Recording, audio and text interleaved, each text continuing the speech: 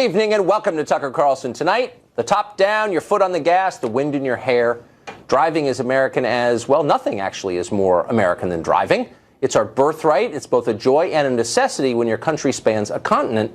But is it about to end abruptly? Driverless cars are coming, maybe sooner than we think they are. And what are the ramifications exactly? And by the way, what happens to the millions of Americans who drive cars and trucks for a living? There are at least 4 million of them. Joining us now is one of the foremost experts on this subject, Hod Lipson.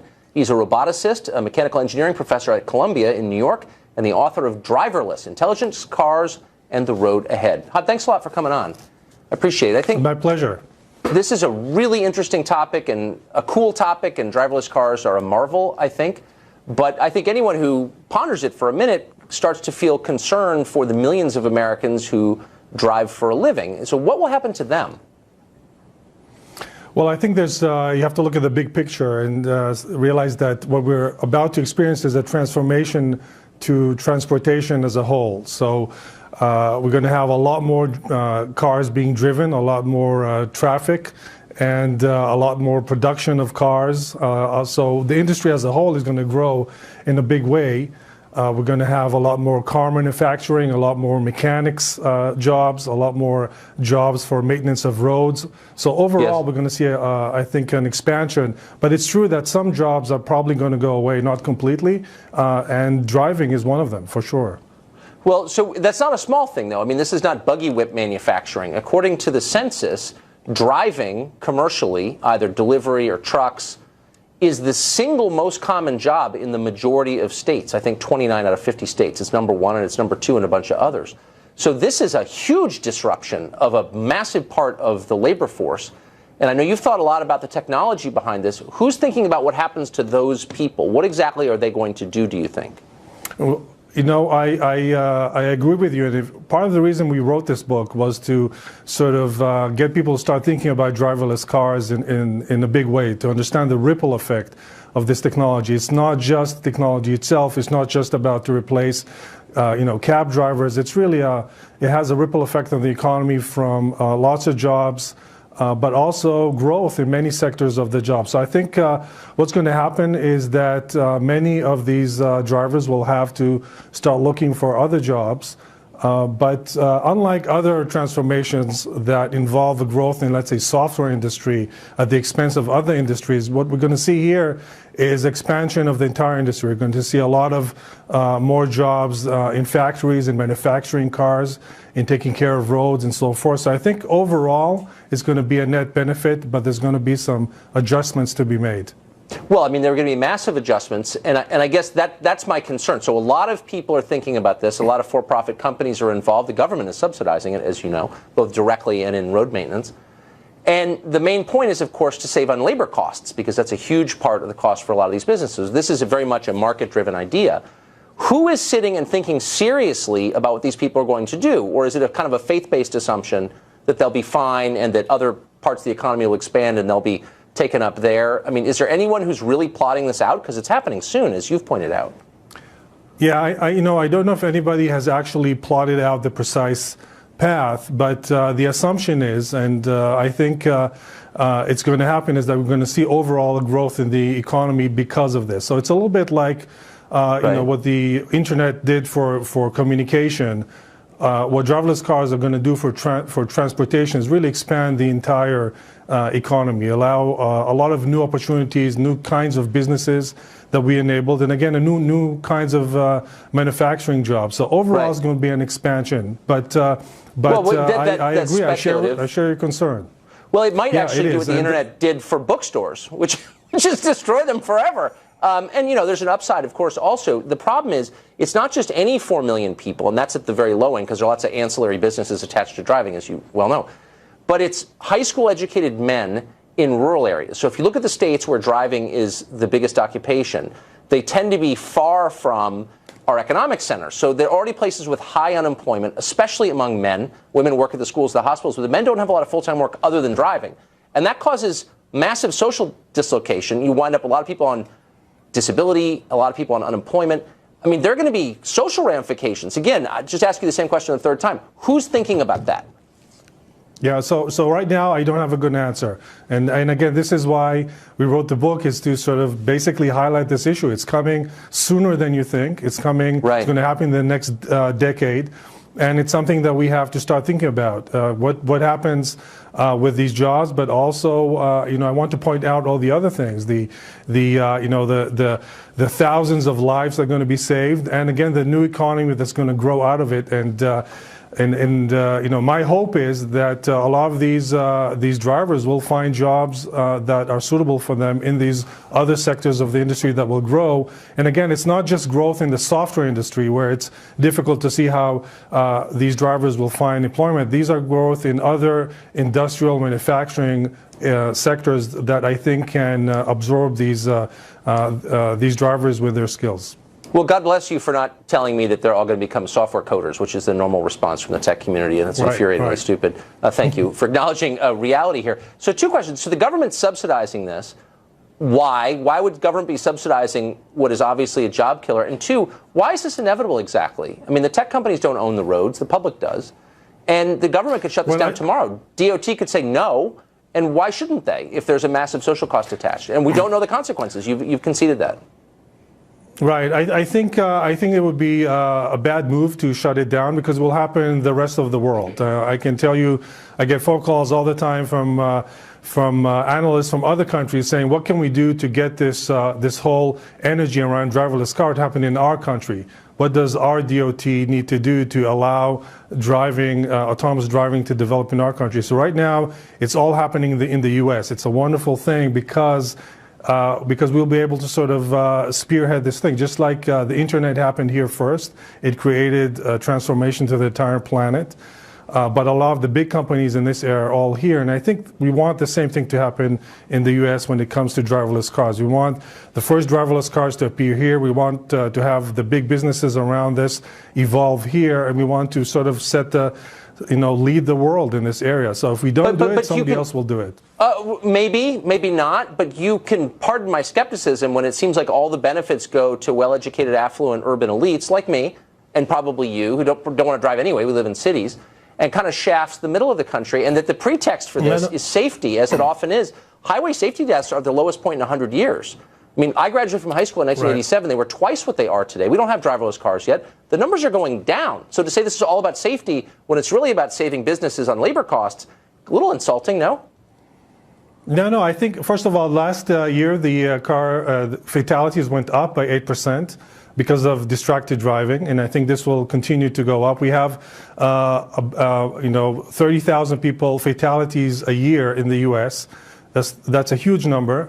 That's just fatalities, not counting people who can't think or walk after a car accident. So safety for sure is a good reason. But again, I'm pretty sure that the economy will grow once we have this transformation. We'll have new business models. We'll have decongested cities. We'll have a lot of people spend enormous amount of time commuting to work and back. Right. All that time could be saved. They can rest and maybe spend more time with the family when they come home instead of being exhausted. I mean, the benefits are tremendous. Now, it's true. Yeah, they might be.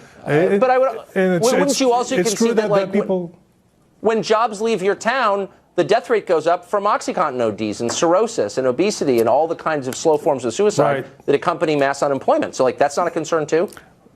Yeah, it is a concern, and I think the bigger picture is what we're seeing is that artificial intelligence, automation, robotics is sort of taking away jobs in a more general pattern, not just in driving, but in factories. And we'll see that happening more and more. So the bigger question is, what do we do balancing automation, artificial intelligence, which increase productivity per se? How do we balance that with job loss? And that's a very important question. And that's a question that we need to look at from a sort of economics point of view. You think? Because I can tell you this, that nobody in my world cares at all. And God bless you for at least raising the question, because nobody in rich person world has given it a single thought, and they really ought to. This is a very important question. Yeah, and I'm glad we're talking about it. Amen. We're out of time, unfortunately. Thanks a lot for coming on. Appreciate it. Thank you. Well, down in Mar-a-Lago, President-elect Trump has put together his communications team, but that's not the only news coming out of the transition today. A lot has happened, and of course, Peter Doocy has every last detail. He's in Palm Beach. Hey, Peter. Hey, Tucker, and the president-elect from Mar-a-Lago is already following up with one of the CEOs that he met with yesterday, using social media to tell Lockheed Martin, who he has famously complained about as constantly going over budget with government contracts, that he is ready to move on. He tweeted this earlier today. Based on the tremendous cost and cost overruns of the Lockheed Martin F-35, I have asked Boeing to price out a comparable F-18 Super Hornet. Now, remember yesterday, the Boeing CEO was there at Mar-a-Lago too. He spoke to reporters, said that Air Force One is going to cost less than Mr. Trump thought, and that was seen as a good thing. The Lockheed Martin CEO, though, who was at Mar-a-Lago, never came to the cameras. Mr. Trump spoke instead. He said he thought he may be able to get the cost of that F-35 down, but that Lockheed Martin had some good negotiators on their side, too.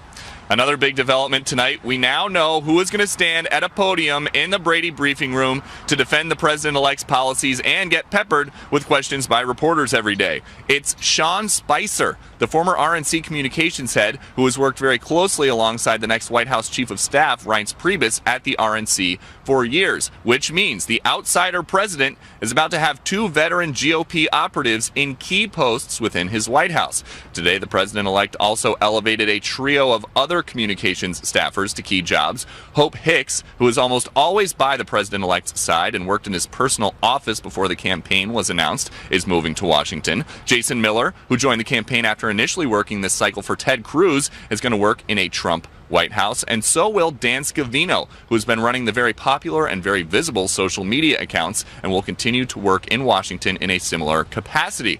Shortly before these announcements were made, Ivanka Trump was getting berated in front of her children in the coach cabin of a commercial airliner by somebody who disagrees with her dad's policies so much that he couldn't keep it together in front of her 3 children or the young child that he was apparently holding. JetBlue kicked the aggressive air traveler off of that flight, but says that they later rebooked him on a later one. Tucker? Wow. Manners in decline. Peter, thanks a lot. Appreciate it. Well, the state of New York has decided to regulate who sleeps over at your place. A newly passed bill bans people from renting out their apartments on sites like Airbnb for fewer than 30 days. The question is why? Interests are competing, which is the most important. Joining us now is New York State Senator Liz Krueger. She co-sponsored the bill. Senator, thanks a lot for coming on tonight. My pleasure. So I think most people kind of assume they have a right to decide who spends the night at their place. Why don't they? Well, if you're living in your own place and you want to rent out part of it, say the bedroom, or you want to sleep on the couch and rent out your bedroom, that's fine. This is the issue of renting out apartments intended for residential use to other people as quote-unquote illegal hotel rooms. Okay, but I'm sort of missing the distinction. If it's my place, if it's not my place, it's between me and the landlord, not you and the state of New York. But if it's my place, why shouldn't I be allowed to have anyone I want over on whatever terms I choose? Again, if it's a single-family home, a double-family home, fine. But if it's an apartment, it's not your place. It's the landlord who owns the place, and your neighbors have rights also. So you're not allowed to have people come and move in without your being there for less than 30 days. That's right. The law. That's actually been the law since 2011. Right. No, I know it's, but sometimes it's worth reassessing why we have these laws. You know, go up to the mental attic, see what's up there. You know, is it still worth having? So my sense is that the complaints are not coming from neighbors so much. That can be handled more locally than statewide, but from the hospitality industry that sees a threat from Airbnb and sites like it. They're giving a ton of money to politicians. I don't know if you've taken any money from them, but lots of others have, because they don't want competition. Right? No, actually, my complaints come from my constituents, the people who live in these buildings, the 80-year-old woman who says there are strangers with keys coming in and out of my building. I'm scared. People who say our children can't run around the hallways anymore because we don't know who's coming in and out. Landlords who say I'm trying to stop this and I can't get my arms around it. So, in fact, the complaints that drove the legislation I passed in 2010 and the complaints that drove the legislation that just passed this year increasing fines has been driven by real-life people living in apartments here in New York City.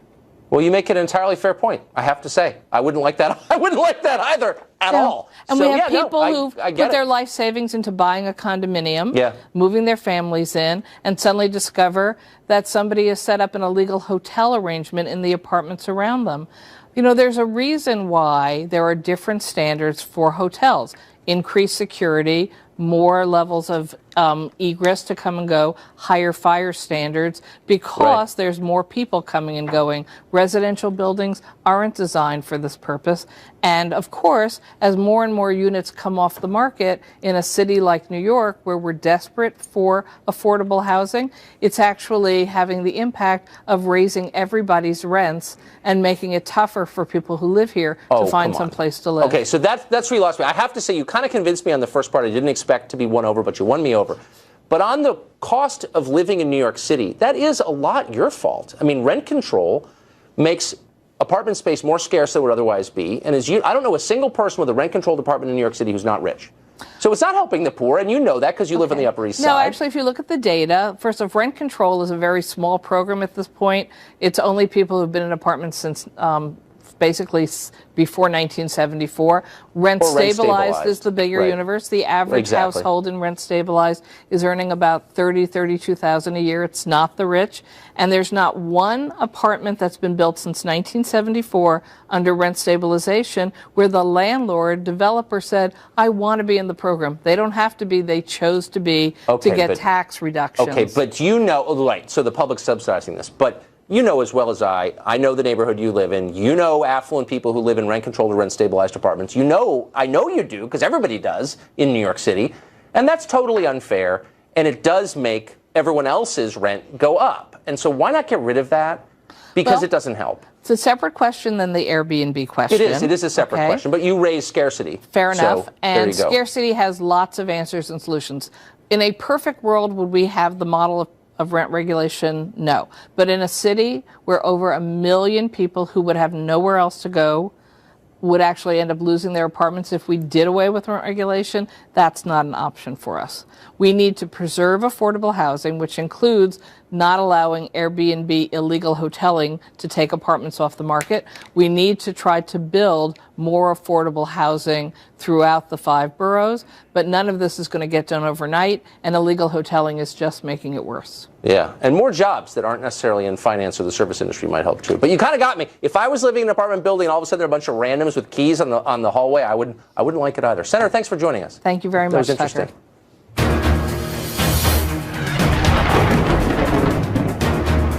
Now it's time for Twitter Storm, the nightly forecast of social media's most intense weather patterns. It was a stormy day on Twitter today. Ivanka Trump got it off to a rough start.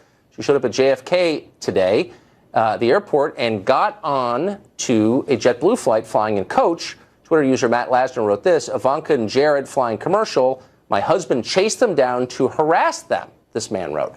Well, his husband went on to do just that. TMZ reported that he verbally berated the future first daughter in front of her kids on board the flight, in front of a whole bunch of people.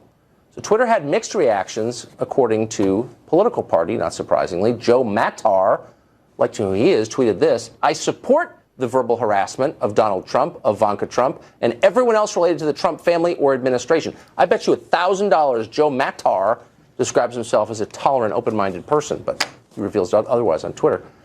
Adam Neal wrote this: Ivanka Trump flies JetBlue, ? A question that many had today. Yes, apparently she does.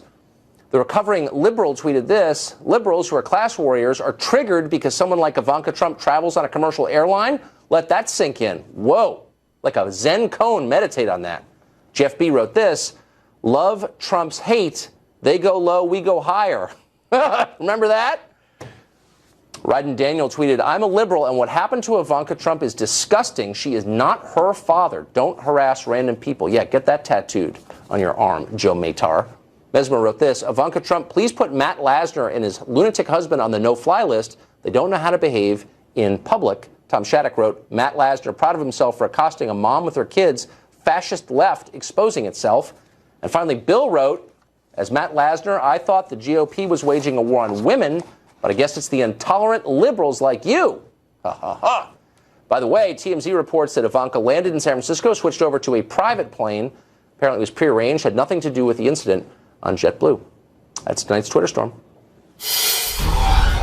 Coming up next, did the CNN anchor help make a racially divisive hoax go viral on the internet? It certainly looks that way. We're going to have details coming up. Also, the suspect in the Berlin Christmas market massacre is still at large, on the run. Americans fear a similar attack could happen here. How did this happen? Sebastian Gorka has some answers. Up next.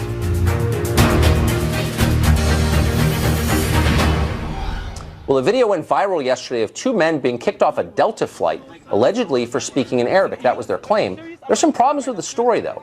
First up, one of the men is a YouTube prankster known for these types of pranks designed to show how racist Americans are. Another problem, Delta and other passengers on the plane dispute the story vehemently. As we noted, that video went everywhere on the internet yesterday and was swallowed whole by virtually everyone in the press because it confirmed their suspicions that America, outside of Washington, New York, and LA, is racist and retrograde, but partly because CNN media critic Brian Stelter retweeted it without checking to see if it was true. Joining us now is Joe Concha. He's a media reporter at The Hill newspaper, and he's been following this since the beginning. So, Joe, I was a little confused by this because I'm familiar with who Brian Stelter is. I've known him since he was in college, actually. And he's the guy always jumping up and down about how other news organizations are irresponsible, and before you tweet something out, you ought to check and double check. That's journalism, double checking to make certain it's true. He seems like he had a hand in disseminating a hoax. I'll have to correct you there, Tucker. Actually, the quote is on one of his shows a couple of weeks ago, "We need a new rule for the web. Triple check before you share." Now, if you do a 10-second Google search on who Adam Saleh is, this prankster that you just outlined, it would show that he does this sort of thing. He's a professional hoaxer, and he's done this with airlines before. So the source is already highly questionable. And when somebody like Brian Stelter sends out that sort of video, shares it without context as to who this person is, it gives the story legs, it gives it legitimacy, it helps it go viral more, and most importantly, it basically is hurting American businesses because trending on Twitter yesterday, Tucker, was boycott Delta. You had celebrities like Olivia Wilde saying, never fly this airline again. So, you know, I've never quoted Winston Churchill on a cable news show before. I'm about to do it now. He said that a lie can go halfway around the world before the truth even gets its pants on. So by Stelter sending this out, even if the story is debunked, it's impossible to put the toothpaste back in the tube. This has already hurt Delta, maybe irreparably. Well, and by the way, I mean, this is, if you had just, as you noted, just check this guy for 1 second on Google, it really was like Tawana Brawley accusing you of assault. I mean, maybe it's true, but the source is so discredited that you would never retweet it. By the way, let's just put up, in case our viewers haven't seen it, this is a performance from Brian Stelter on fake news, one of his favorite topics. Here we go. Fake news has become a plague on the web, and especially on social networks like Facebook. There are so many unreliable sources about this election, so we need a new rule for the web. Triple check before you share. So this is the guy who told us that there were hundreds of swastikas being painted on buildings after Trump got elected. This is a guy who spent a year flacking for Hillary Clinton. I was convinced he wanted to be her press secretary. How does he get, and that's fine, he's got a political point of view, he's a progressive, he's an activist. How does he get to pose as a media critic on a purportedly nonpartisan news station? Yeah, let me give you that quote first, Tucker, because I found it remarkable. He said about Trump supporters 6 days after Trump was elected, "We are seeing hundreds of swastikas, hundreds, racist language, harassment, or in some cases, assault or bullying across the country." Now, this has been disproven completely. No one can verify anything around hundreds of swastikas or hundreds of people getting beaten around the country. Did Brian Stelter apologize? No. Did he retract? No. Was there any accountability from management? No. You have inmates running the asylum, and that's the problem here. So, you know, I say a New Year's resolution, Tucker. Basically, journalists that purport to be straight news reporters, like you had Kurt Eichenwald on last week. You proved him to be an advocate. Brian Stelter should do the same thing. Change the name of his show on Sundays from Reliable Sources to Countdown with Brian Stelter and say our mission is to call out conservative media bias while taking on Trump at every turn, and people will respect the fact that he is being transparent. That's exactly right. It wouldn't bother me. It's like NPR. If they would just stop pretending to be unbiased, I'd probably listen to it because at least it's honest. Last quick question. CNN has not responded. I mean, this seems like the irony of a guy who decries fake news, disseminating fake news. But have they retracted his tweet? Have they apologized for it? Have they corrected the record at all?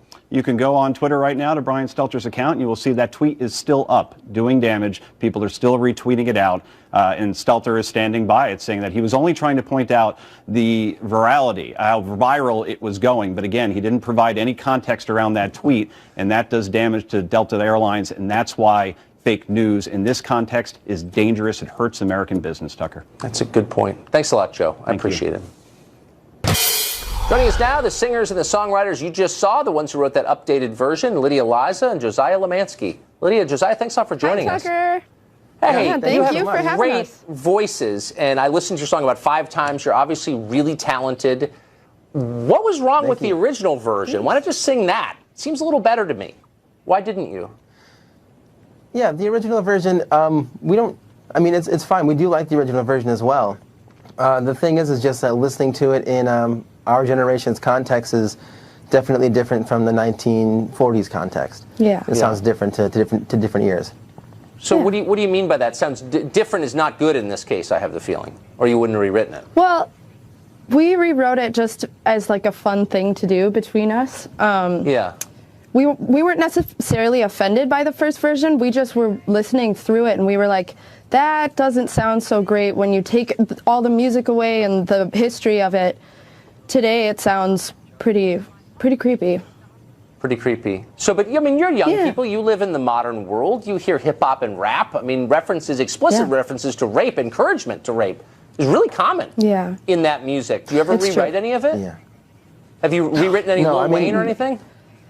No, No. and we're completely aware of that too. Yeah. But again, it wasn't necessarily like an attack on anything. Yeah. It was Right. more just fun, and it seemed contextual because it's Christmas time and the song was on the radio a lot. And you know, we don't agree with those types of lyrics at all in other Right. songs like that. We don't condemn that at all. But I guess we weren't really out to change the whole world on this. We were Yeah, or get rid of the original at all. We just Right. wanted to update it to new ears. We did it on purpose. I mean, we were trying to be like militant and funny about it. It was especially the part where he says you reserve the right to say no twice. Yeah, We realized no one's going to say that in a regular conversation, and we know that. It was- But what do I know? I'm 47. that would be weird. Yeah, but does it seem Yeah. like we're in the middle? I mean, it's always important, I think, to remember that we're in an era, no matter where we're living or when, we're in a moment, and that maybe our current Yeah. moment is a moral panic of a sort, where people are very easily offended, and a Twitter, and there's a lot of pearl clutching going on about this or that offensive statement. Yeah. Do you feel that? Would you notice that? Yeah, I totally agree with you on that. In the PC cops kind of stuff, like that really is going on right now, and people are offended because we're trying to have so many conversations at once with like the Right. oversaturation of media and stuff. So it's hard to focus on one thing at a time, and so everybody Right. gets upset about a lot of things at once because there's a ton to be upset yeah, about. a lot of information. Yeah. So what do you think? I mean, all kinds of traditional children's songs, if you look at them through the lens that a lot of people are looking at this song through, it's easy to get offended. I mean, Yankee Doodle Yeah. Dandy has a line in there about "with the girls be handy." Is that adding to rape culture, do you think? Or Mary Had a Little Lamb, is that insensitive, do you think, to the animal rights people? Does it feel that way? You know, I wouldn't necessarily say that that's, you know, offensive or that's promoting rape, but I think it can't hurt to just update it. Update it to a different song if you want to. Let's just kind of have some fun with it. Yeah. So like No, I Yankee mean, Doodle we- got the girl's consent before getting handy with her sort of thing? No, Yeah, not necessarily, no. but I mean, it's you know, kids. Everyone's afraid of what the kids are listening to, and they want to make sure that they're Right. listening to good, wholesome stuff. And Yeah. sometimes Right. it can be taken differently than how other kids take it. So making one updated version as just an example of, a good example of a respectful conversation, or the correct way to Right. do something couldn't necessarily hurt. Yeah. You're familiar with the song Frere Jacques, right? Yeah. You know, Frere Jacques. Yes. I mean, there's a line in there where he's asleep and the morning bells are ringing and he doesn't wake up, and I'm feeling like, well, maybe that's a little insensitive to narcoleptics. Does that feel that way to you at all? That was really funny. No. No. Okay, good. Just a test. I just want to see we're on the same page. I didn't even know It's that. great to see you. And as much as I'm making Yeah. fun of this, because I think it needs to be made fun of, you're obviously really talented, and I appreciate your coming on. Thank you so much, Tucker. Thanks, We really Tucker. appreciate Thanks. it.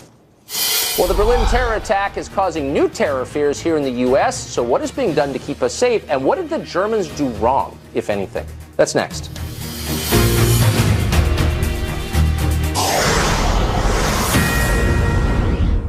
Fox News alert, a massive international manhunt still underway at this hour for the suspect who plowed a truck into a Berlin Christmas market, murdering 12 people and injuring dozens more, including 2 Americans. The suspect is a 24-year-old Tunisian who was known to U.S. intelligence agencies, reportedly was on the American no-fly list. The rampage is Germany's worst terror attack in decades and has reignited fears that similar attacks could happen throughout Europe and here in the United States. Here now is terror expert and author of Defeating Jihad, Sebastian Gorka. Dr. Gorka, thanks a lot for joining us. Absolutely, Tucker. So how did this happen? What's the macro answer to that? How did it happen? It's not the police. Right. It's the politicians. The security services knew this guy was a bad guy. That's why he's on our list to no-fly. Yes. He was convicted of arson in Italy, spent 4 years in prison. He has a record for assault. He is known to be associated with ISIS. There's some statements he's made. There is sympathy towards jihadi ideology. And this guy was meant to be deported from Germany. But the Tunisians, where he came from, said, no, we don't want him. You can keep him. So the political decision was, he is to be released. Well, this happens in the United States all the time, where we attempt to deport someone and the country of origin says, no thanks, we're not interested either, and the person remains here. So, I mean, at some point there's going to be a political backlash to this, right? Nobody thinks this is the last terror attack that's going to take place in Germany. There has to be some kind of response. The politicians have to pay the price for this. This is going to happen again and again and again. Remember, we've had Nice, we've had Brussels, we've had Paris twice. Just now there's breaking news in Australia. They foiled the largest plot in Australia planned for Christmas Day. This war is global, it's America, it's international, and it is going to increase. But if you let people into your country who hate you, why would you be surprised when they act against you? And why do our elites think that that statement is so controversial and offensive? The question is, do you allow ideology to trump national security? And that's what these politicians have said, right? Multiculturalism is more important than being safe when you go to the Christmas market in Berlin. That's really what they're saying. And there's no evidence the public agrees in any country. No, I mean, look, Brexit, in my opinion, is a response to this. The Trump train is a response to this. We reject multiculturalism and moral relativism. We want to have sovereignty. We want to have borders. The wall is an expression of common sense national security measures. That's right. So just to be clear, there's a distinction between multiculturalism, which is unsustainable, lots of cultures at war with each other, and a multi-ethnic society, which is entirely absolutely great, American. Right, exactly. Correct. But the idea that we have to sit and allow people to come in who hate our culture and we're not allowed to say anything about it, is that a new idea? Tolerance of intolerance is suicide for a nation, right? Yes. Either a nation, the word nation means something and has content, or it doesn't. And if it doesn't, you let everybody in, including those who wish to destroy what you historically stood for. Because Europe has lost this battle, really. I mean, this is why Brexit occurred. What does Europe stand for today? Does it stand for Christendom? Does it stand for Western civilization? I'd probably say probably not. Interesting. So there was another, apparently, plot foiled in Australia. Tell us the scope of that. Yeah, so the Prime Minister just made an announcement very recently. He used the interesting phrase, a multimodal attack. So probably synchronized different methods of violence were plotted, multiple arrests, an Egyptian and other national, Lebanese, 4 Lebanese, 1 Egyptian as well. And they have stated this is the largest plot they have intercepted in Australia since 9/11. And it was plotted for Christmas Day. For Christmas Day, Tucker. Are authorities here concerned? Absolutely. They have to be. Why? Look at in the UK, in Europe, we now have armed police with automatic weapons protecting creches, nativity scenes. What does that tell you? Whether or not we like it, this is a religious war. Why? Because at least one side of it has declared war on a religion, Christianity. Yes. ISIS, on its recent issue of Dabiq, their magazine, their English jihadi magazine, called that issue Break the Cross, and they had a photograph of a jihadi on top of a church pulling down the cross off the roof. It doesn't get more explicit than that. No, it really doesn't. Ask any of the Israelis who've recently moved from France. From France. Whether they think it's a religious war. And of course they know it is, which is why they left. Dr. Gorka, thanks a lot for coming on. Merry Christmas. Great to see you. Thanks. Thank you. Well, you've seen correspondent Mike Tobin for years out on the streets during protests, but did you know he'd much rather be on the top of a mountain? How do you know that? Because he just was on the top of the tallest mountain in the Americas. He has survived. He joins us in the Friend Zone next.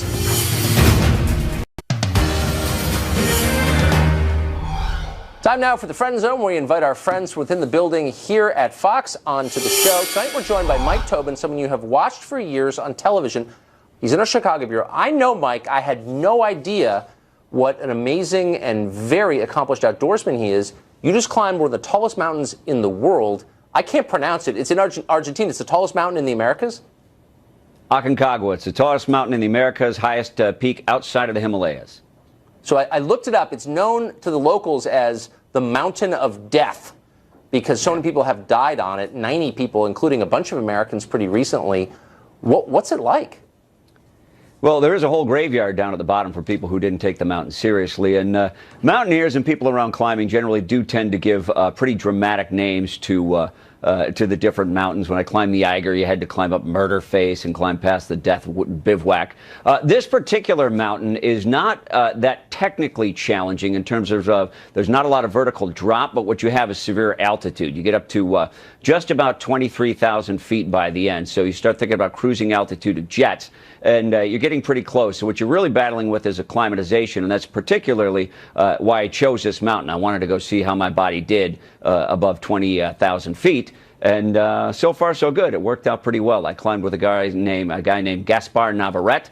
He was strong as a bull moose, and we knocked out the summit. We burned all of our bad weather days. The mountain threw everything at us that it possibly could. We had windstorms, snowstorms, avalanches, everything but flying monkeys. But we were able to summit on our last possible day. So at 23,000 feet, people die and have died, a number of them on that mountain, from pulmonary or cerebral edema, from not handling the altitude. You can't really know, can you, whether that's going to hit you? Well, you can try to do things smart by going gradually into the altitude. And also what I did ahead of time, I've got this weirdo Michael Jackson-ish tent that was delivered to my house, and we started reducing the oxygen in my bed about the month before I went to climb and got up to about 12,000 feet, and then we went up to base camp at 14,000 feet. I really didn't have many problems with the altitude, and part of the effect of the bad weather is we got pinned down in certain camps, and that slowed down our progress and more gradually introduced me to the altitude on this climb.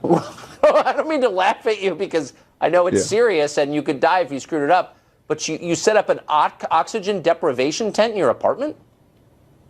Well, my house, yeah, but my girlfriend called it the Michael Jackson tent. Well, the neighbors they don't come into the bedroom. My girlfriend thought it was weird, and she poked a lot of fun at me. But essentially, what you do is you force poor quality oxygen into your bed while you're sleeping, and that makes your body start kicking out red blood cells. The interesting thing is now that I'm back at a regular altitude, it's kind of hard to breathe. The air feels a little bit oppressive. I got so used to the extreme altitude, and when you come back, you'd think you'd be supercharged. It would be like blood doping. Yeah, it's kind of the opposite. Right now, I get to the top of the stairs, and I'm a little bit winded. Wow. So it's like living in Beijing in that tent. Is that a Fox flag you've got on the peak? Yeah, what a profound company suck-up I am, huh? It's interesting that I sucked up that hard, and you're the guy who gets the primetime show, huh? I'd be dead if I attempted that. Mike Tobin, that is so impressive and so cool that you did that. I'm not coming with you on your next adventure, but I'm impressed that you did it. Thanks a lot for coming on. Well, thank you, and I'm glad to be on your show when it's not such heavy content all the time. And congratulations on getting your show. This is the after dinner mint, man. This is the happy part. Good to see you. There you go. All right, pal. See ya. Well, coming up, we wanted to know what the most pompous thing you heard lately was. Your answers are pouring in on Twitter. At Tucker Carlson's the address. Tucker Carlson Tonight at foxnews.com is our email. We'll read the best. There's a lot to choose from in this increasingly pompous world. Stay tuned.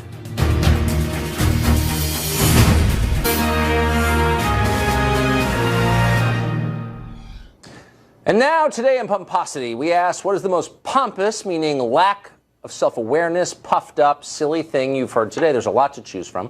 We got this tweet. What will the White House Correspondents' Dinner look like under President Trump?